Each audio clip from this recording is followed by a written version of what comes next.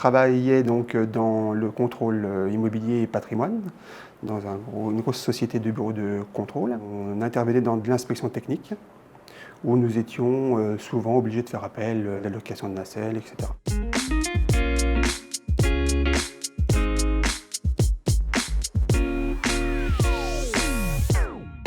J'ai entendu que le drone se démocratisait et je me suis dit ça serait quand même bien de faire de l'inspection technique par drone. Et c'est pour ça que j'ai décidé de faire une reconversion sur ce métier-là. J'ai contacté donc l'Académie du drone par le biais de Pôle emploi, qui m'a fait bénéficier d'une formation théorique et pratique pour l'obtention de mon brevet de télépilote de drone. J'ai une formation donc de 3 semaines, plus de 3 semaines à l'Académie du drone. J'ai pu apprendre les choses essentielles pour pouvoir télépiloter un drone dans n'importe quelle circonstance, quoi.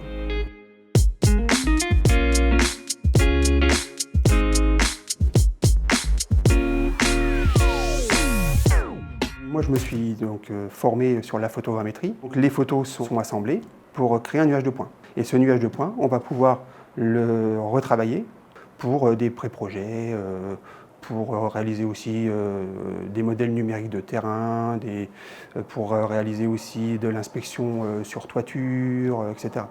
Mon associé avait l'intention de créer un bureau d'études techniques dans le BIM, donc Building Information Modeling, qui consiste en fait à créer une maquette numérique 3D dès la conception du bâtiment. Une maquette 3D, c'est un parcours de vie du bâtiment jusqu'à sa déconstruction. Pour les bâtiments existants ou les process existants, pour les réemployer en BIM, en fait, on a besoin de scanner la totalité du bâtiment.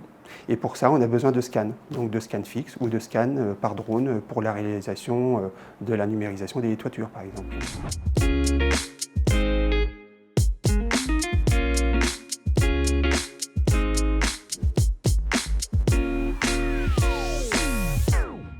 J'ai quand même un co-associé qui s'occupait de pas mal de choses, qui lui s'occupe de la partie, on va dire, de la division BIM de la société.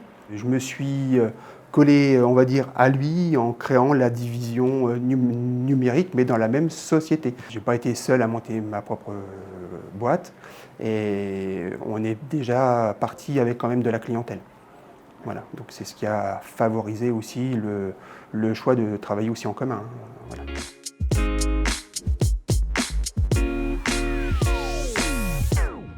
Que le drone, on en est qu'aux prémices de toutes ses capacités, je pense. Je pense que la réglementation aussi va évoluer.